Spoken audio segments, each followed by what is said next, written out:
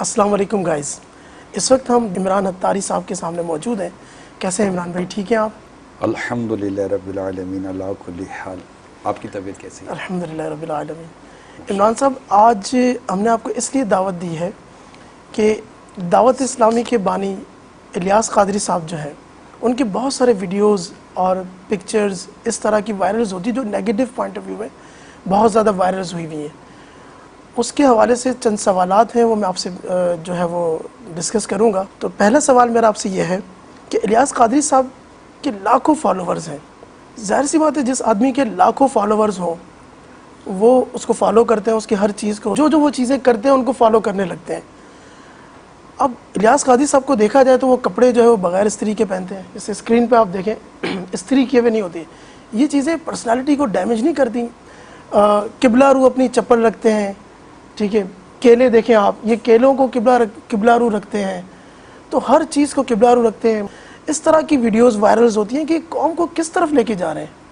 مطلب کیا اس میں قرآن و سنت اور احادیث اور اس کا تذکرہ نہیں کرنا چاہیے؟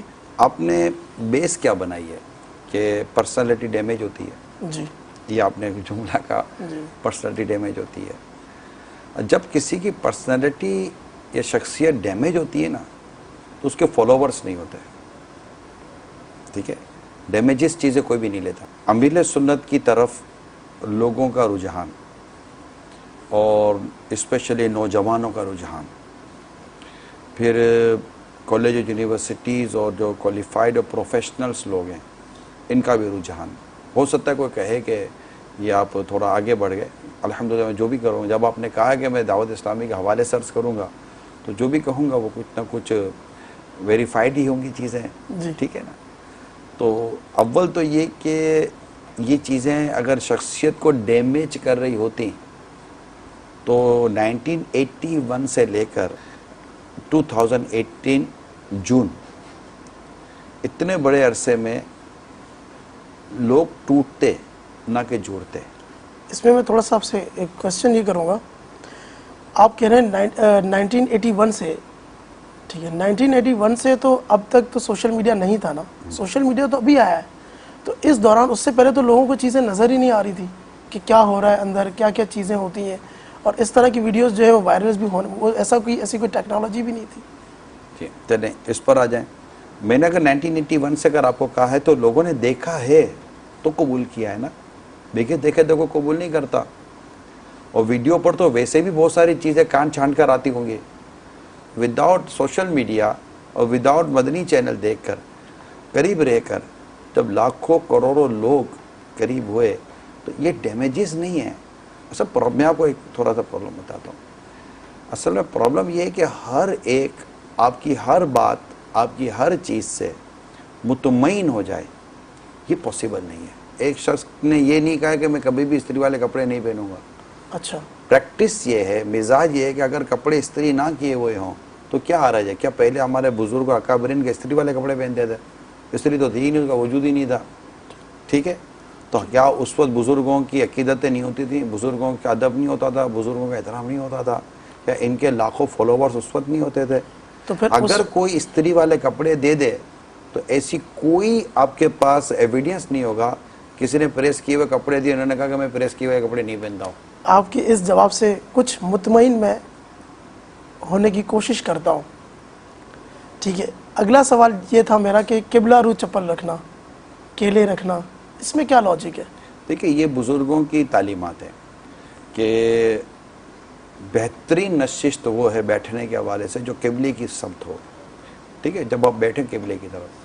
اور بزرگوں کی سیرت جو اولیاء کرام کی سیرت ہے، ان کی سیرت سے یہ بات ثابت ہے کہ وہ اپنی اشیاء کا رخ قبلے کی طرف کیا کرتے تھے.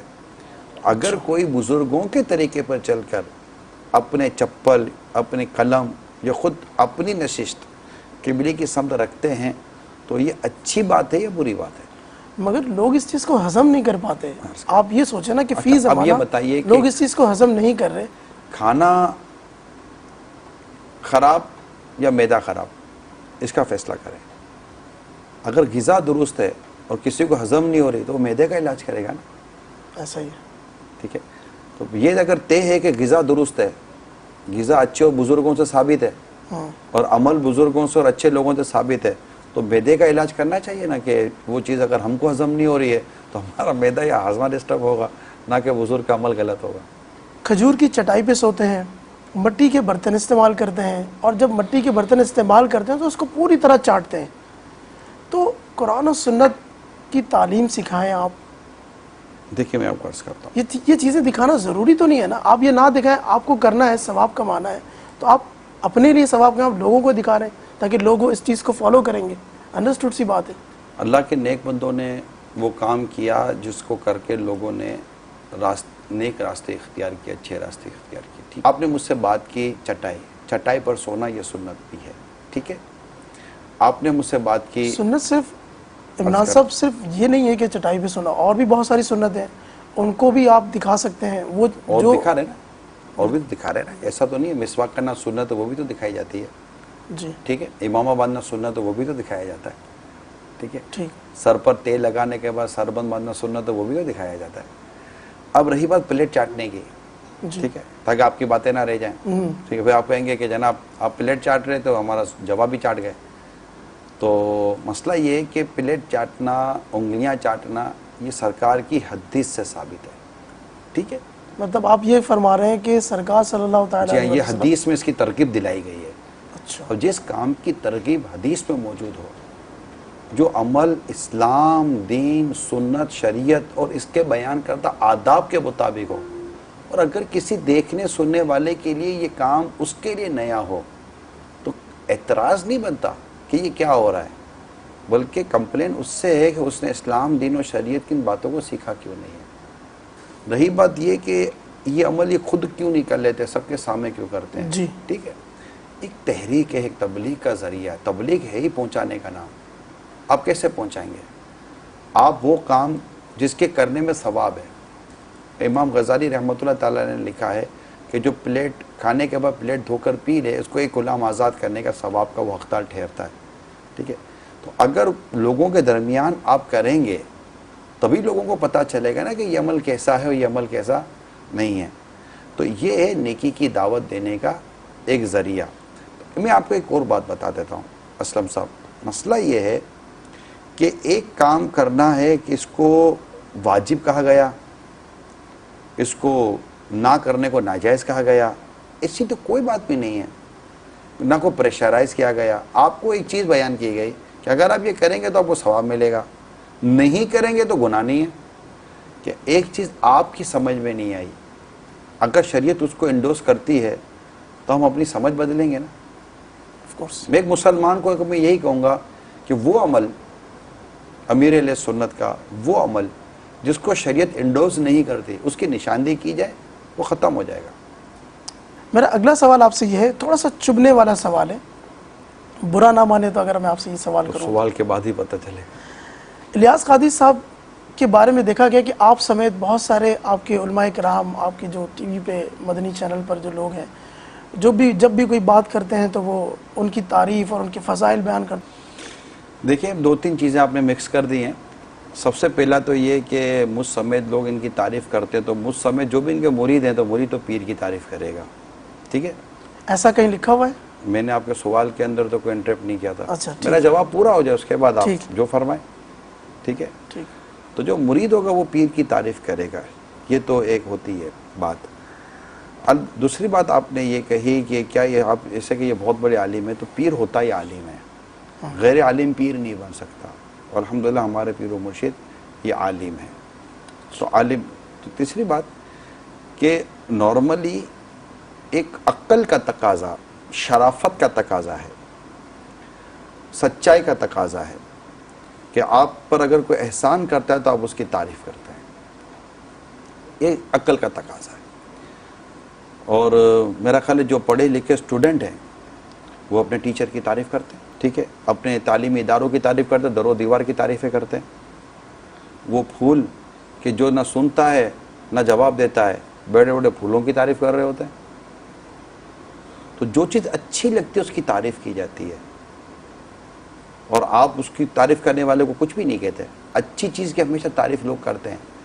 تو اللہ کی رحمت سے جب ایک شخصیت جن کے ہم پر احسانات ہیں، ان کے ذریعے ہمیں نیکی کی توفیق اللہ کے کرم سے نصیب ہو رہی ہے تو ہم اس کی تعریف کرتے ہیں. میرا اگلا سوال یہ آپ سے. چائے تو پیا چسکی لے لیں.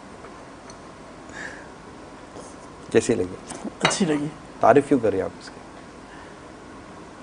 اچھی ہے تو تعریف کی نا.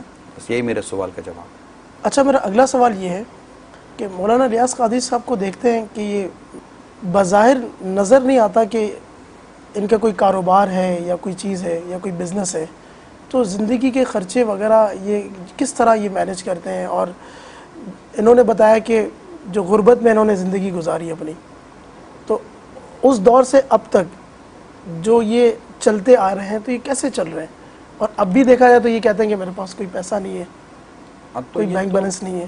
تو اللہ پر بھروسہ ہے، توکل بھی ہے، اور دوسرا یہ کہ ایسا نہیں ہے کہ یہ کوئی دعوت اسلامی سے لیتے ہوں. انہوں نے اس بات کی بھی باقاعدہ وضاحت کی ہوئی ہے. مطلب دعوت اسلامی کو جو چندہ دیا جاتا ہے نہیں، اس میں سے نہیں، کبھی بھی نہیں. یہ دعوت اسلامی کی کوئی، یہ چائے بھی دعوت اسلامی کی نہیں پیتے. اچھا جی ہاں. اب رہی بات بینک بیلنس کی، تو ایک شخص کو دولت یا نوٹوں سے اتنی دلچسپی نہیں ہے تو یہ ایک اچھی بات ہے. دوسری بات، گزر بسر کہاں سے ہوتا ہے؟ تو اللہ کھلاتا ہے، اللہ پلاتا ہے، اور رزق کا کفیل اللہ ہے. اور ماشاءاللہ ان کا ایز سچ ایک فیملی کا بزنس سیٹلڈ ہے، اور اس میں الحمدللہ ان کی جو ہے نظام زندگی وہ بڑی خوبصورتی کے ساتھ اور اچھے انداز سے چل رہی ہوتی ہے. البتہ یہ خود پرسنلی طور پر مال جمع کرنے کی، یعنی ان کی خواہش یہی ہے کہ مجھ پر زکوٰۃ فرض نہ ہو، بلکہ یہ کوشش کرتے مجھ پر زکوٰۃ فرض نہ ہو. اب ایسا کوئی اور ہو تو بتائیں. لوگ تو چاہیں گے نا زکوٰۃ فرض ہو تاکہ پیسہ آئے، نوٹ مگر جتنے ایک زیادہ آئیں گے ان کی اتنا خواہش زیادہ ہے کہ میرے زکوٰۃ دے گا، دین کی خدمت کرے گا. لیکن یہ بھی تو ایک، یہ تو بہت سارے لوگ ہیں جو آپ کہہ رہے ہیں نا، ایسا بھی تو کوئی لائے نا. اگلا سوال میرا اسی سے ریلیٹڈ ہے. الیاس قادری صاحب اپنے بیانات میں اللہ پر بھروسہ کرنا سکھاتے ہیں، اللہ پر بھروسہ کرنا چاہیے، مگر دوسری طرف دیکھا جائے تو چاروں طرف سے ان کو سیکیورٹی دی ہوئی ہے، ہر طرف سے یہ پیک ہوتے ہیں سیکیورٹی میں. یہ کیا ہے؟ یہ اللہ تعالیٰ کے بھروسے کے خلاف تو نہیں ہے. آپ یقیناً اللہ ہی حفاظت فرمانے والا ہے، لیکن یہ تو عقل میں آنے والی بات ہے. کون یہ صاحب ایسی مطلب کہ کمزور بات کرے گا؟ کیونکہ شاید اگر کوئی ایسی بات کرنے والا ہوگا تو میں اسی سے سوال کر لیتا ہوں کہ اپنے دروازے کو لاک کرتا ہے کہ نہیں کرتا، اپنی گاڑی کو لاک کرتا ہے کہ نہیں کرتا، اپنی موٹر سائیکل کو لاک کو کرتے ہیں کہ نہیں کرتے، اپنے پیسے کو اور اپنے گولڈ کو، سونے کو یہ سیف میں رکھتے کہ نہیں رکھتے. کیونکہ کھلا رکھ دیں، اللہ پر بھروسہ کریں، اللہ حفاظت فرمائے گا. یہ تو ہم جیسے لوگوں کے لیے ہے نا. دیکھیں ہم جیسے لوگوں کے لیے ہمارا اعتقاد اور ہماری چیزیں تھوڑی سی کمزور دیں. یہ تو مطلب تو پھر توکل دینی شخصیت ہے. اور میں یہی عرض کرنا چاہ رہا ہوں کہ توکل اس کا نام بھی تو نہیں ہے نا جو آپ کہہ رہے ہیں. توکل کی ڈیفینیشن کیا ہے؟ توکل تو ترک اسباب کا نام ہے ہی نہیں. یہ تو کوئی آپ وہ تو بڑے آپ کے سوشل میڈیا والوں نے یہ حدیث شاید سنی ہوگی کہ ایک شخص سرکار کی بارگاہ میں عرض کرتا ہے کہ میں اونٹ کی رسی باندھ تو اللہ پر بھروسہ کروں یا اونٹ کی رسی باندھے بغیر اللہ پر بھروسہ کروں. بھروسہ تو وہی ہے نا کہ اونٹ کی رسی باندھے بغیر بھروسہ کرے. لیکن یہاں تو یہ تربیت کی گئی نا، اونٹ کی رسی باندھو پھر اللہ پر بھروسہ کرو. کس نے ترغیب دی ہے؟ سرکار صلی اللہ تعالی وسلم. اچھا، بہت بہت شکریہ. آپ نے بہت ساری چیزیں جو کنفیوژنس تھیں اور کچھ سوالات، کچھ جوابات آپ دے رہے تھے، اس میں سوالات بھی پیدا ہو رہے تھے، اور سوشل میڈیا کے ناظرین کے لیے بھی بہت ساری چیزیں مل گئی ہوں گی. میں کچھ عرض کر سکتا ہوں؟ جی بالکل. میں سوشل میڈیا کے جو ناظرین ہیں ان کو صرف یہ کہوں گا، کیا اعتراض سوشل میڈیا پہ ہونا چاہیے؟ آپ کو مجھ سے شکایت ہے، مجھ سے پرابلم ہے، آپ مجھ سے بات کریں گے یا پورے محلے میں اعلان کریں گے؟ آپ سے بات کریں گے. سوشل میڈیا ایک پورا محلہ ہے، آف کورس ہزاروں لاکھوں لوگ ہیں وہاں پر. آپ کسی سے کوئی سوال کرنا چاہ رہے ہیں سمجھنے کے لیے ایک الگ بات ہے، لیکن اگر آپ کسی پہ کوئی اعتراض کر رہے ہیں اور اتنے ہزاروں لاکھوں درمیان میں اعتراض کر رہے ہیں، خود یہ اعتراض کرنے والا کئی جگہ پر شریعت کی گرفت میں نہیں آ جائے گا؟ لہٰذا پرسنل چیزیں پرسنل ہی کی جاتی ہیں. بہت بہت شکریہ، بہت اچھا لگا آپ سے ملاقات کر کے.